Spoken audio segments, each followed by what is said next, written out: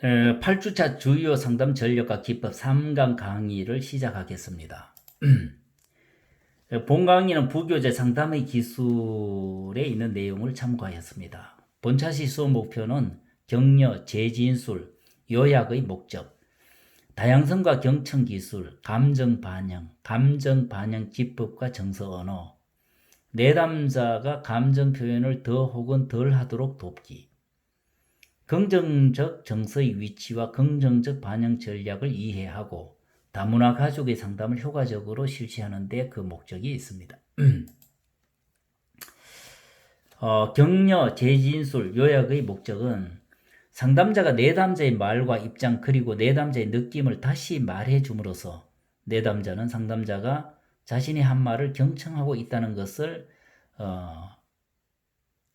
알 필요가 있습니다. 격려, 재진술 요약은 적극적 경청이 요구하는 주요 기술들로 기본 경청 기술이 중심이고 공감을 형성하는 데 도움이 됩니다. 내담자는 상담자가 자신의 이야기에 귀 기울여 들어준다고 느꼈을 때 비로소 마음을 열고 변화를 맞이할 준비를 하게 됩니다. 상담자의 격려, 재진술 요약은 내담자가 말하고자 하는 내용을 명료화하고 내담자가 핵심 내용과 그 이외의 정보들까지도 자세히 설명할 수 있도록 격려함으로써 내용의 의미와 이해를 더 명확히 하며 내담자의 핵심 단어 및 생각을 다시 반복해 주어서 상담자가 정확히 들었는지 확인하고 내담자의 강점, 경청과 긍정적 존중을 통해 창조적 변화에 대한 기반을 다지며 주기적인 요약을 통해 내담자의 문제와 관심사의 핵심적인 양상들을 정의할 수 있도록 도와주는 데 그 목적이 있습니다. 적극적 경청에 대해 살펴보겠습니다. 경청은 능동적인 활동입니다. 결코 가만히 앉아서 이야기를 듣기만 하는 것이 아니며 적극적 경청은 내담자의 이야기가 명확해지고 확장되고 풍부해질 수 있도록 전적으로 참여를 요구합니다. 격려, 재진술 요약은 공감적 이해의 기본이며 내담자의 이야기가 경청되고 있다는 것을 소통하도록 도와주는 역할을 합니다. 이러한 정확한 경청 기술을 사용할 때에는 내담자가 진술한 내용 이외에 상담자의 개인적 견해는 담지 말아야 합니다. 핵심 단어들을 사용하여 반드시 내담자에게서 직접 들은 내용만 말해야 합니다. 내담자가 말한 내용을 정확하고 명확하게 할 수 있도록 도와주어야 합니다. 격려하기 방법에 대해서 설명하겠습니다. 격려는 내담자가 계속하여 말을 할 수 있게 만드는 상담자의 언어적 및 비언어적 수단으로 이런 격려에는 고개 끄덕이기, 개방적 몸짓, 손을 펴고 하는 동작, 긍정적 표정, 아하와 같은 어구 등은 모두 격려에 해당합니다. 이외에도 내담자가 내뱉은 간단한 핵심 단어들의 반복과 같은 반복 진술 또한 확장된 격려의 일부이며 내담자가 반복한 두 단어 혹은 그 이상의 단어를 그대로 반복하는 것 또한 격려에 해당됩니다. 아울러 적절한 미소와 대인관계적 따뜻함은 상담 중에 내담자가 편안함을 느끼고 계속 말할 수 있도록 돕는 중요한 격려의 하나입니다.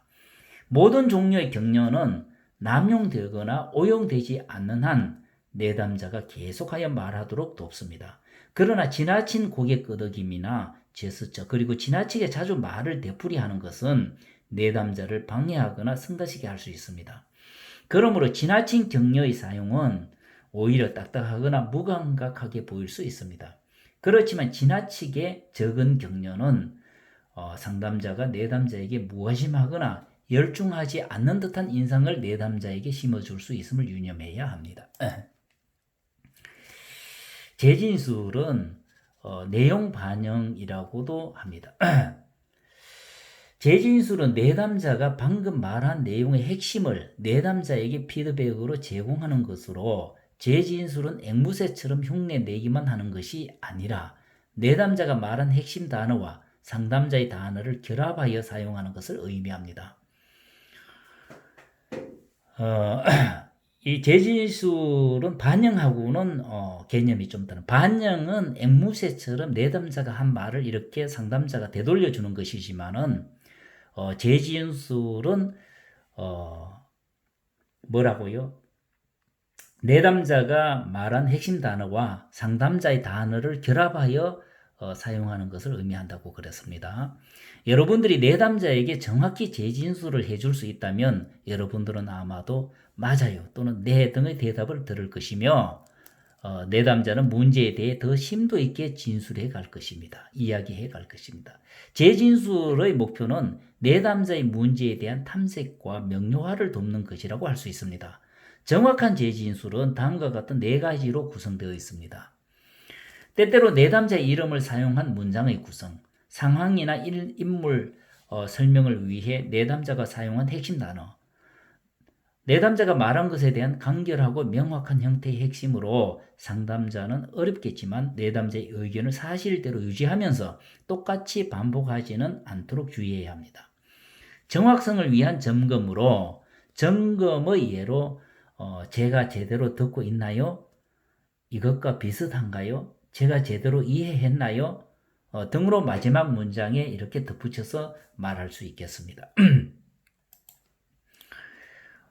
격려, 반복, 진술, 재진술을 연습하도록 하겠습니다. 다음의 내담자 진술문을 보고 핵심 단어를 사용하여 격려, 반복, 진술, 재진술하는 방법을 설명하겠습니다. 자, 그러면 내담자의 진술문은 이렇습니다. 저는 제 아내가 매우 걱정됩니다. 제 아내는 집에서 나와 세상을 알고 직업을 가져야 한다고 느껴요. 저는 가장으로서 수입이 좋다고 생각합니다. 아이들은 제 아내를 완벽한 어머니로 생각하고 저 또한 그렇게 생각합니다. 하지만 어젯밤 우리는 다른 시각으로 문제를 바라보았고 큰 언쟁이 있었습니다. 라는 내담자의 진술을 보고 핵심 단어 격려, 반복 진술 격려, 재진술로 한번 나타내 보겠습니다. 핵심 단어 격려는 경제적 책임을 지는 가장 큰 언쟁, 완벽한 어머니. 이 핵심 단어가 이제 가장 큰 언쟁, 완벽한 어머니잖아. 그랬죠. 그래서 상담자가, 내담자가 말할 때 가장 큰 언쟁, 완벽한 어머니. 이렇게 핵심 단어를 사용하여 내담자가 자신의 이야기를 활발하게 이야기할 수 있도록 상담자가 격려하는 것입니다. 반복 진술 격려는 당신은 아내가 매우 걱정되는군요. 당신은 스스로를 가장으로 보시는군요. 큰 언쟁이 있었군요. 라고 내담자가 한 진술을 반복 진술로 격려할 수 있습니다. 재진술은 당신의 수입이 좋음에도 불구하고 일하고 싶어하는 완벽해 보이는 아내에 대해 고민이고 큰 언쟁이 있었군요. 이것이 맞나요? 라고 재진술을 할 수 있습니다. 핵심 단어 격려는 선택적 주의 집중으로 작용하며 위에 명시된 격려는 적절한 대화에 있어서 매우 다른 방향으로 내담자를 유도한다는 것을 유의할 필요가 있겠습니다. 요약하기에 대해서 살펴보겠습니다. 요약은 재진술과 비슷하지만 내담자가 장시간 말해온 내용을 분명히 하고 중요한 내용만을 뽑아내는 역할을 한다는 점에서 재진술과 다릅니다. 요약은 주로 회기의 시작과 끝에 사용할 수 있으며 새로운 주제로 전환할 때나 혹은 복잡한 문제들을 명확히 하는 데 사용됩니다. 사실이나 생각 그리고 감정은 요약에 포함할 수 있습니다. 내담자의 진술이 정확한지를 확인하기 위해 요약의 마지막에 확인하기를 하는데 이것은 요약의 정확성과 신뢰를 높인다고 할 수 있습니다. 요약하기에는 상담 회의를 시작할 때는 뭐뭐라고 했는데 그건 어떻게 됐나요? 라는 식으로 요약할 수 있고 상담 중에는 여기까지가 우리가 나눈 것 전부인가요? 라고 요약할 수 있으며 상담 회의를 종결할 때는 지금까지 영희가 말한 내용을 선생님이 요약했는데 잘 요약했나요? 라고 요약할 수 있습니다. 다양성과 경청 기술에 대해 살펴보겠습니다.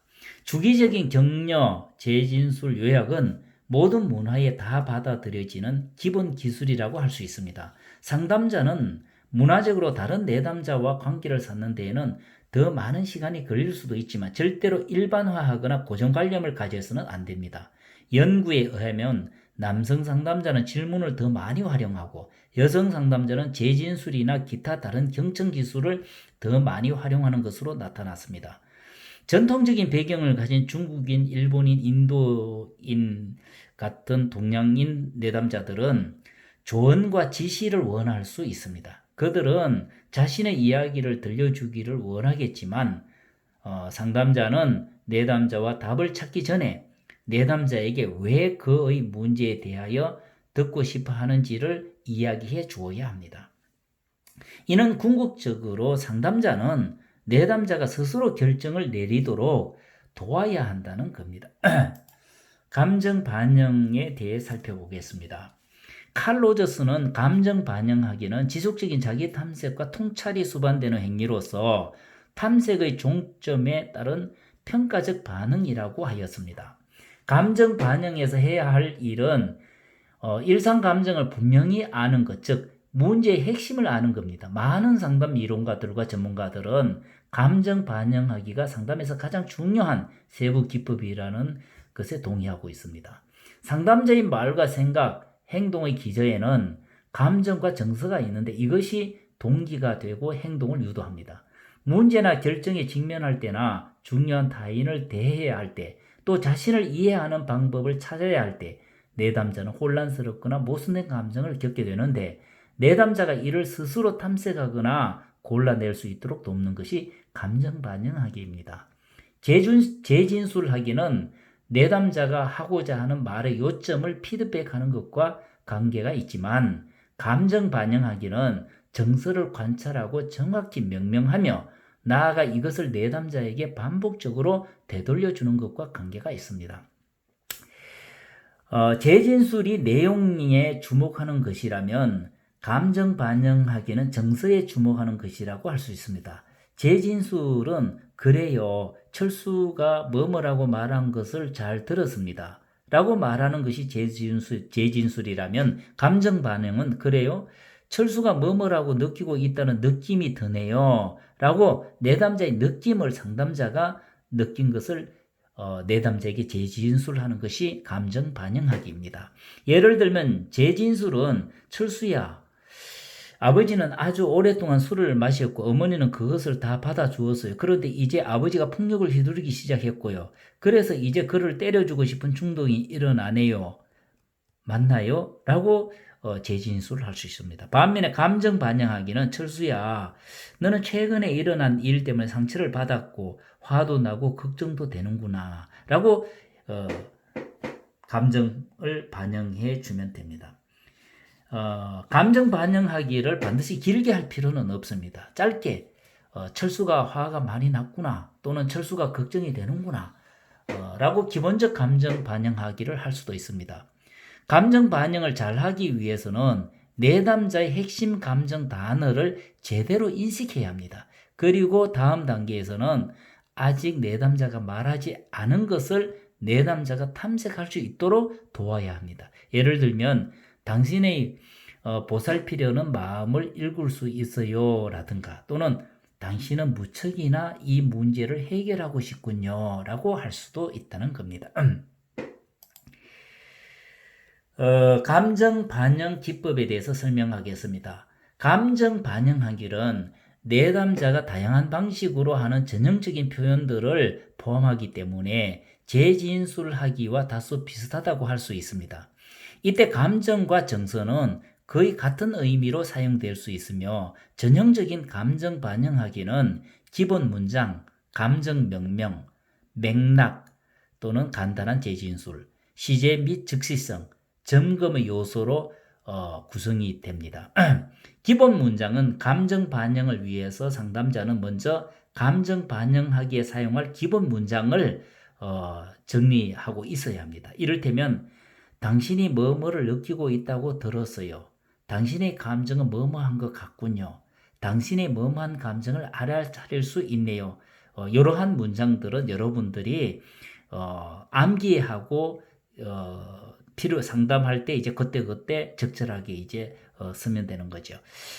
감정 명명은 내담자가 이 내담자의 감정을 그 이름을 이제 붙이는 거기 때문에 정서 단어나 감정 명칭을 기본 문장에 추가하는 것으로서 예를 들면 철수야 너는 뭐뭐 때문에 기분이 상한 것 같구나.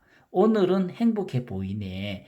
오늘은 기분이 가라앉은 것 같구나. 또는 오늘은 정말 기분이 안 좋은 것 같네. 라고 표현할 수 있으며 복합 감정일 경우에는 여러 개의 정서 단어를 사용해도 무방합니다. 예를 들면 철수야 오늘은 기뻐 보면서도 슬픈 것 같구나 라고 표현할 수 있습니다. 맥락 또는 간단한 재진술은 간단한 재진술하기를 첨가하여 감정 반영하기를 확장할 수 있습니다. 예를 들면 뭐뭐에 대하여 about, 언제, when, 왜냐하면 because 등은 감정 반영하기에 맥락을 더하는 많은 단어 중 요 세 단어가 특별히 많이 쓰입니다. 예를 들어 보면 철수야 지난 한 주 동안 일어났던 일과 관련하여 기분이 안 좋은 것 같구나. about 또 철수야 집을 떠나야 하기 때문에 한편으로는 기쁘지만 한편으로는 슬프겠구나. 이거는 because를 써서 이제 감정 반영하기를 한 거죠. 다음 시제 및 적시성은 감정 반영하기에서 현재 시제 지금 당신은 화가 나 있군요. 는 과거 시제 그때 화가 났겠군요. 보다 더 적절한 경우가 많다는 것은 과거 시제보다 현재 시제를 쓰는 것이 더 적절할 수 있다 이런 뜻입니다. 물론 과거 시제 쓸 수도 있고 현재 시제를 쓸 수는 있는 거지요. 점검은 반영하기 마지막에 이제 확인하는 거지요. 예를 들면은 오늘은 화가 난 것 같군요. 이렇게 감정 반영하기를 하고 확인, 점검하는 거. 제가 제대로 들었나요? 이런 거. 제가 제대로 들었나요? 라고 표현할 수 있습니다. 정서 언어에 대해서 살펴보겠습니다. 인간의 정서와 감정은 말로서 표현되지만 말을 사용하지 않고도 표현됩니다. 정서와 감정이 특히 중요할 때가 아니면 대부분의 일상 대화는 정서와 감정을 무시하고 진행됩니다. 예로부터 상담에서는 기본 감정을 슬픔, 분노, 기쁨, 두려움의 네 가지로 분류하고 있습니다. 놀람, 경악, 혐오는 경멸과 밀접한 관계가 있는데 종종 같은 감정으로 논의되기도 합니다. 또한 사회적 정서, 즉 죄책감, 부끄러움, 자부심, 쑥스러움 또한 기본 감정의 문화적 융합임이 밝혀졌습니다. 이를테면 죄책감은 변형계의 공포와 관계가 있지만 실행 중추인 전두엽 피질의 결정 및 문화적 경험의 인식 정도에 따라 조정될 수 있다는 겁니다. 예를 들면 죄책감과 관련된 긍정적인 감정은 부모님이나 집단에 대한 사랑인데 무언가에 대해 잘못된 것으로 여겨지는 행위는 감정에 기인하기 때문이라는 겁니다. 내담자의 죄책감 체험을 감정 반영하기로 되짚어 준다면 내담자는 자신에게 복잡한 감정들이 내재해 있음을 알게 될 것이며 내담자는 또한 실제 있었던 일을 추려내고 그것에 대해 내담자가 무엇을 하고 싶은지를 알도록 상담자가 도울 수 있다는 겁니다. 전통적인 슬픔, 분노, 기쁨, 두려움에 비하여 혐오와 놀람, 경악은 상담에서 크게 주목을 받지 못하였습니다. 혐오는 공포 및 화와 관계가 있으며 혐오는 냄새에 대한 감각과 관련이 있는데 기본적으로 볼 때 상한 음식이나 배설물 등을 피하고자 진화한 산물로 여겨집니다. 혐오감은 한번 형성되면 여타의 감정들에 비해 오래 지속되는 경향이 있는 것도 이 때문이라고 할 수 있습니다.